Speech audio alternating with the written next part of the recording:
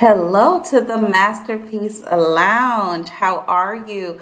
I am your host, certified life coach, author, and speaker, Chrisnatha DeRozier, and I'm back for another segment. So I am always excited to be back to talk about topics that help elevate us and help us grow in our personal and professional lives. And today's segment is no different. And so today we're going to be talking about mastering the art of self compassion. All right. So, this is important to me because, in honor of Mental Health Awareness Month, we're going to be talking about topics all month long about how we can take better care of ourselves. All right. And so, today we're going to kick off with our series, our mental health awareness series. And again, we're talking about mastering the art of self compassion. And this is extremely important because I want to make sure that we are very clear. This does not mean excuses are okay, right? And this isn't an opportunity to avoid personal accountability, right? So now that we've gotten that out of the way, self compassion is extremely important. All right. We got to love on ourselves. We have to have self compassion. Again, as the growing and evolving individuals that we are, we want to make sure that we don't hide behind any excuses, right? That we own our stuff and that we take personal accountability, right? For the decisions we make, for the outcomes of those decisions and what we need to do to move forward. Okay, so that's really important for us to make that disclaimer. So, again, I wanted to talk about mastering the art of personal self compassion and a little bit about what that means, the difference between self esteem and self compassion, and also some ways we can start implementing self compassion starting today. All right, so let's jump right in because I think this is super, super important.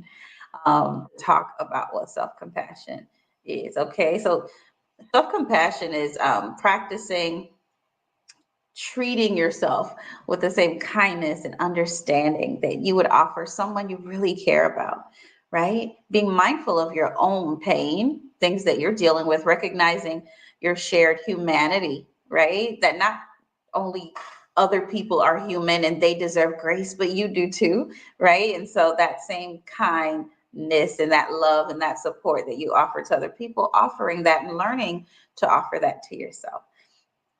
And so those are some things we're going to jump into today. And so, again, self compassion, treating yourself with the same kindness, understanding, care that you would offer a close friend when you're facing difficult things that are happening in your life, when failures come, or when it's time to self critique yourself, right? Because we have to evaluate ourselves. That's how we grow.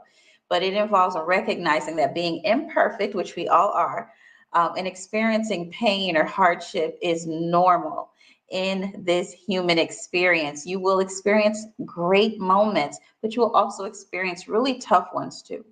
Okay, so that is an overview of self compassion, self kindness, understanding that you have a common humanity, that you are human as well, right? Recognizing that your mistakes are a universal human experience. Other people can understand, someone can understand what you're going through, right? But also mindfulness, being aware of your thoughts, being aware of your feelings, and asking yourself, where does that come from? So working on being more self-aware as well.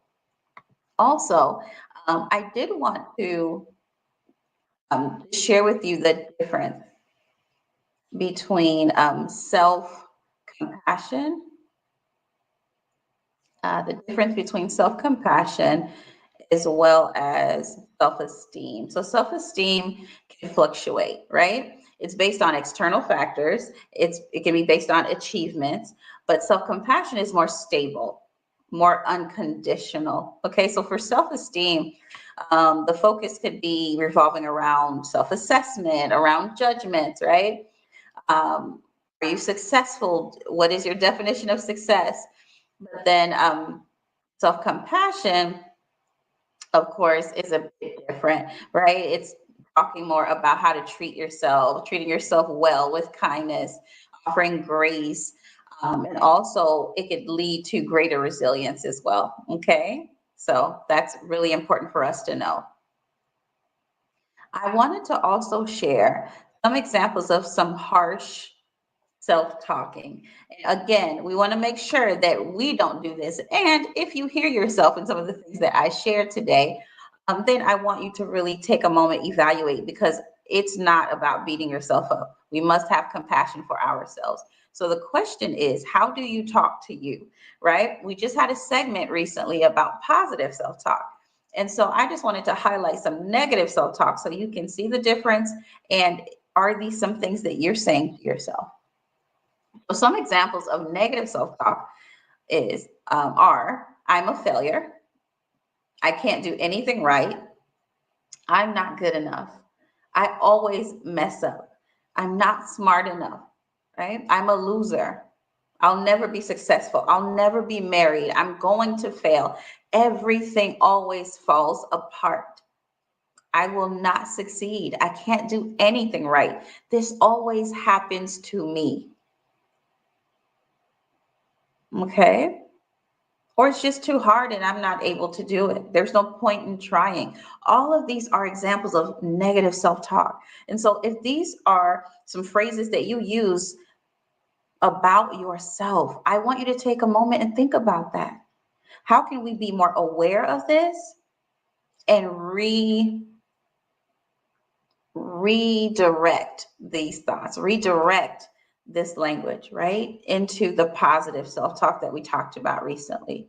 Okay, so I want you to really catch that, because a lot of times we are so hard on ourselves, and we're harder on ourselves than other people are. Don't count yourself out.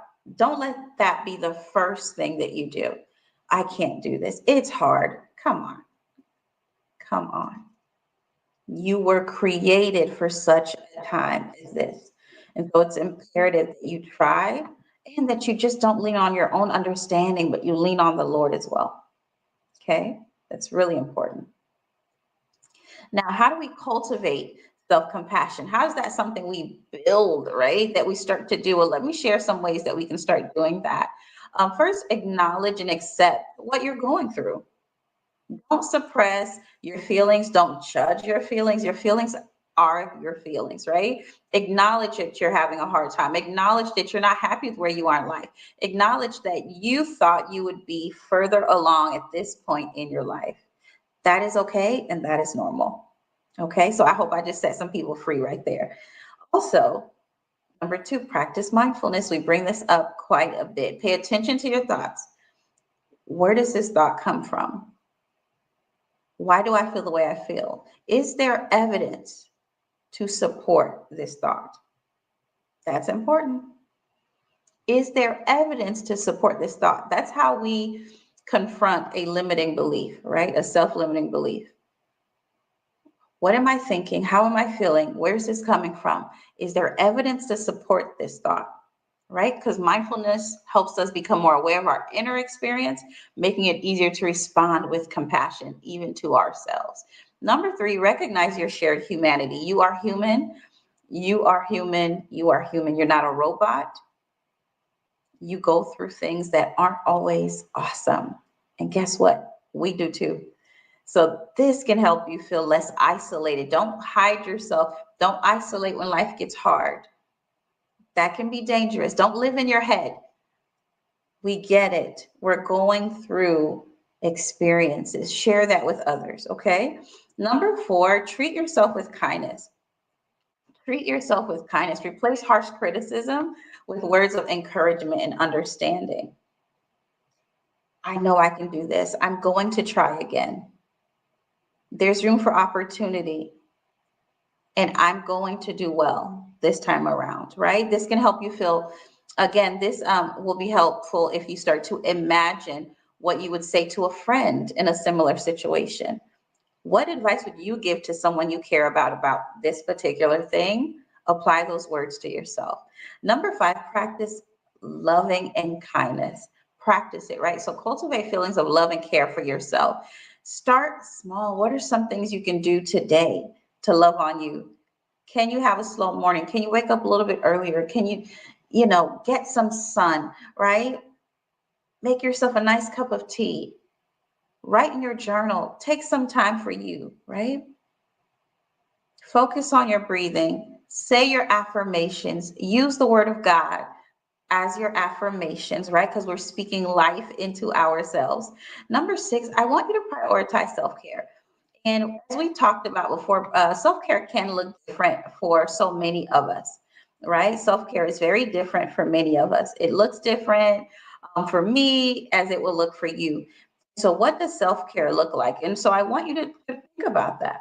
What does self-care look like for you, right? Nurture your physical, mental, and emotional well-being. Exercise, healthy eating. Please rest, go to bed, okay? Get your sleep, spend time in nature, right? Making that doctor appointment, right? Taking care of all of yourself, your full self in totality. Number 7, write a letter to yourself. Write a letter to yourself. Treat yourself as somebody you really love and care about. So express your feelings, express your needs in a compassionate and understanding way. This can help you gain perspective and develop a more nurturing self-image. And number 8, seek support. You do not have to do this by yourself. Don't hesitate to reach out to friends, to family, people you trust, or even professionals for support if that's what you need when you need it, right? Because self-compassion is a journey. So don't focus on the destination. It's a journey. And it's okay to ask for help. Who is a part of your personal care team, right?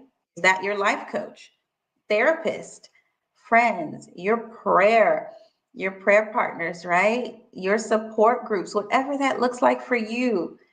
Seek support. We do not have to do this by ourselves. No man is an island. So I shared so much nuggets. So tell me in the chat which one stood out to you. But today, if you don't do anything else, start to implement the self-compassion and let's master the art of self-compassion. Be kind to yourself and treat yourself as someone you love and care about. Guys, thank you for hanging out with me today in the Masterpiece Lounge. I am your hostess, certified life coach, author, and speaker, Krishnatha DeRozier, signing off until next time. And until then, be well. Take care.